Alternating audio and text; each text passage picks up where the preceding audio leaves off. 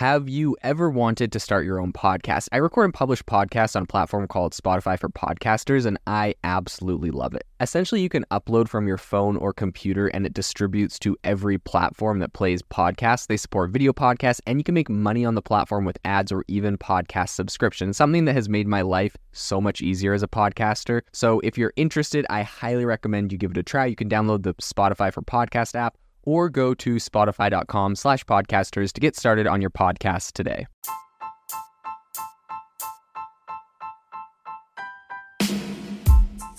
Welcome to the ChatGPT podcast. I'm your host, Jaden Schaefer. Each episode, we dive into the latest developments in the exciting field of artificial intelligence, exploring its applications and potential impacts on our daily lives.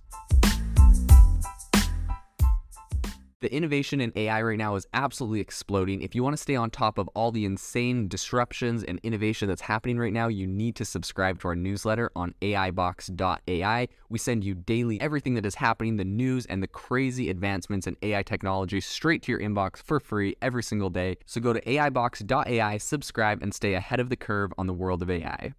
ChatGPT is incredibly powerful when it comes to writing content. It's super fast. And in fact, if you upgrade to their premium version, I've heard people say it's up to 60% faster. So this thing is incredibly powerful, but it does have a big flaw that a lot of people talk about, and that is accuracy. So ChatGPT is notoriously bad at writing fake facts. And the way that this typically works is that someone will go to it and say, ChatGPT, write me a story, or it'll say like, here's my theory on my paper I'm writing. Write me about why this theory is correct and give me 5 stories to back it up, or tell me a story about this person in this situation that backs that up. And ChatGPT will just, it's doing what you told it to do. So we'll just go for it, even if that is completely fake. The news or the information that you're giving to it is completely fake. And so the way that ChatGPT works is essentially it is guessing, it's writing what you tell it to write first off, but it's guessing what the next word in a sentence or the next phrase is supposed to be based off of just context and what it's been trained on. And so, yeah, it's just notoriously bad at coming up with fake information. So today on the podcast, we are going to dive into why it does that, how to fix that, some of the implications of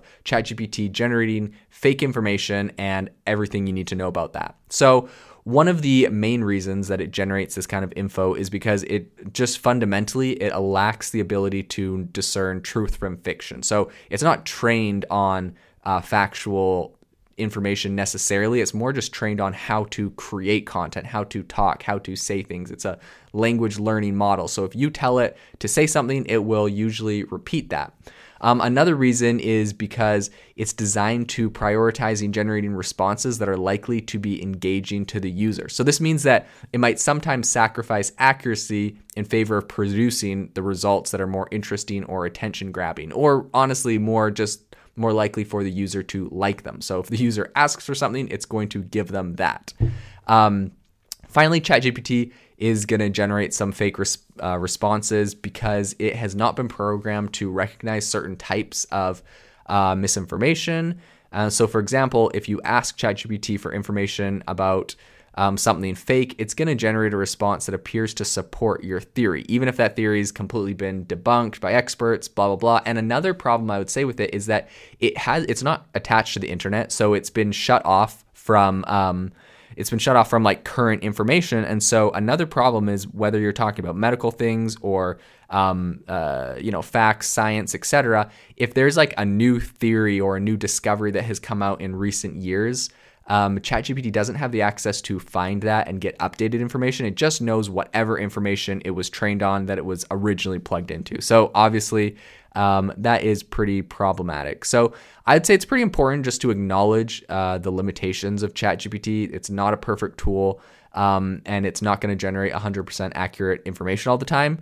So instead of relying on ChatGPT to provide you with 100% accurate information, I would say use it to kind of give you an outline and make sure that you are fact-checking the responses that it generates. I've done this with different papers, different essays, different long form blogs, and those types of pieces of content. And it's done a really good job of writing me stories that go along with my theory or thesis. But it wasn't very good at coming up with very factual pieces of information, is specifically when it comes to numbers, dates, and locations. I found it wasn't super good at that.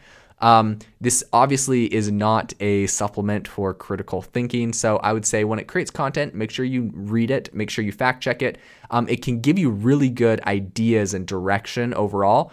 But for me in particular, I've had it create content, and then I go back and make sure that all the dates, all the times, and even the story is factual. And it saves me tons of time creating my content, but I do need to go make sure that all the particulars are like actually true. So as we go forward, I think it's going to be pretty important to continue to invest in research and development, specifically aimed at improving the accuracy of these language learning models like ChatGPT.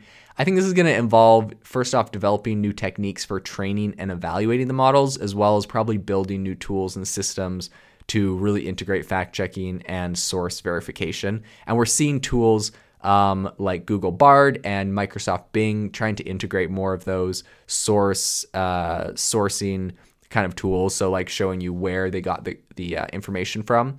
So at the same time, I think it's going to be pretty important to recognize that the development of more accurate language models is only one piece of the puzzle when it comes to building a more reliable and trustworthy information ecosystem.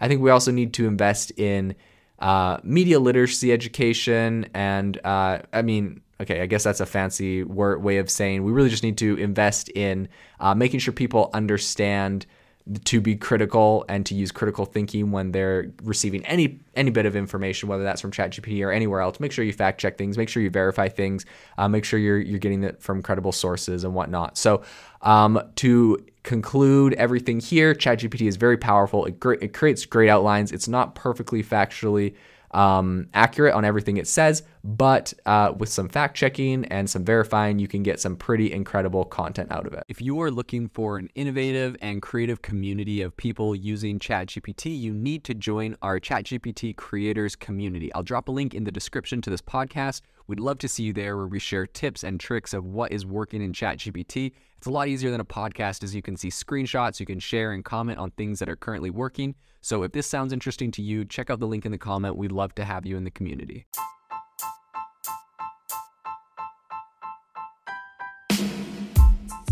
You've been listening to the ChatGPT podcast. Make sure to rate us wherever you listen to your podcasts, and have a fantastic week.